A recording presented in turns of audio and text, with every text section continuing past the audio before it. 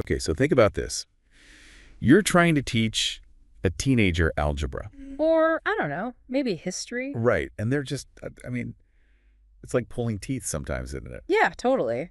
Getting anyone, let alone a teenager, excited about learning something new, well, it's a challenge. For sure. So today we are diving into the work of Kevin Brake. He's done some really interesting research into what actually makes learning stick. And one of the things I found really fascinating about his work is that he argues that it's not enough to just, like, know stuff, You right? mean like just having the knowledge isn't enough? Yeah. Like, if you want to be a good teacher, it's not enough to be the sage on the stage, just standing there lecturing and expecting that to be enough. You gotta make it Yeah. engaging. Yes, exactly. And that's where this whole idea of active learning comes in. And Brake's research, there's some compelling stuff there. Like, if you really want students to get it, to really, like, internalize the information and be able to use it later, you have to make them active participants in the learning process. So instead of just like passively sitting there and listening, you want them to be doing something. Yeah, give them problems to solve, have them debate different perspectives. Oh, that's a good one. I remember in college, there's this one professor, he was teaching a political science course, Uh, and he would divide the class into like different political parties, Hmm. and we had to like come up with arguments and debate each other. It got so intense. yeah, right. And you probably learned more in that class than you did in any lecture. For sure. It was way more engaging. So what else did Kevin Brake say about making learning more engaging? Well, one thing that he talks about a lot is the power of storytelling. Storytelling. Yeah, like weaving narratives into your lessons or, even just using more anecdotes and examples. Hmm. But why would stories be more effective than just like giving them the straight facts? Because stories tap into a different part of our brains, right? They Yeah. make the information more relatable, more memorable. Like, think about it. You're way more likely to remember the plot of a good movie than you are to remember a random list of historical dates. I see what you mean. It's almost like with a story, you're not just learning information, you're having an experience. Right. It becomes more, I guess, immersive. And this one study that he did, it was pretty interesting. It showed that students who were taught a scientific concept through a story, they were like 20% more likely to remember the information a week later compared to those who just learned it in a more traditional way. Oh, wow. That's a pretty significant difference. Right. And I know for me personally, some of the best teachers I've ever had, the ones who really made an impact, were the ones who were good storytellers. Yeah, I can definitely relate to that.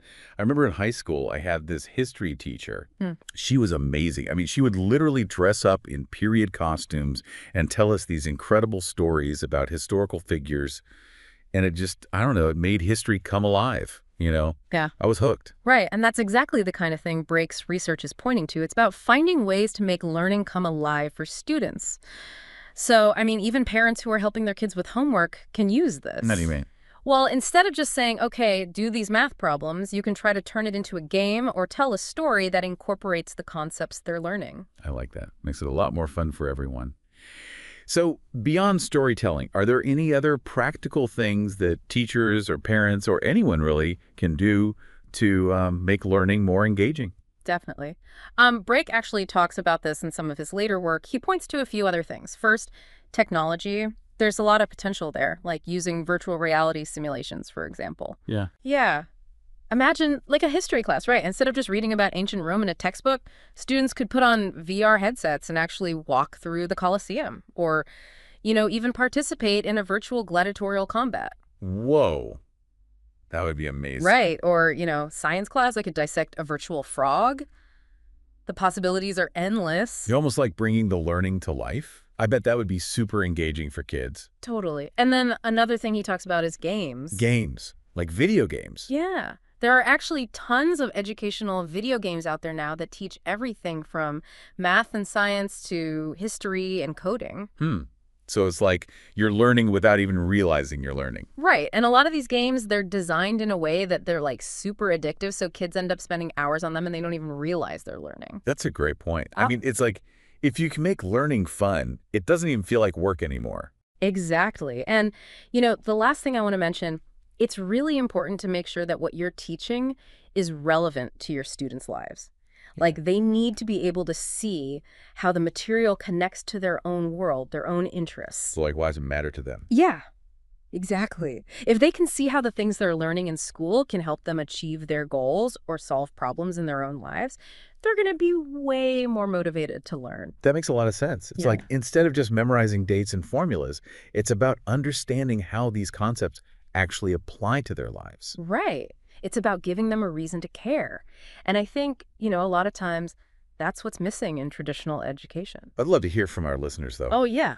What's one time that you were really motivated to learn something new? Right. Like, what made it stick? What was it about that experience that was different from, other learning experiences you've had? Yeah. And if you're looking for more resources on this topic, or if you want to learn more about Kevin Brake's work, we highly recommend checking out edutopia.org or askcd.org. They got some great stuff on student engagement and motivation. So remember, it's not just about the what you teach, it's also about the how. Right. It's about making learning engaging and fun. And if you can do that, well, the possibilities are endless. So how can you be more proactive in finding engaging learning experiences? How can you make even the most boring topics interesting to you? That's something I'd love for you to think about. As always, we love hearing from you, so please hit that like button and leave us a comment. And until next time, keep those brains buzzing. Keep learning.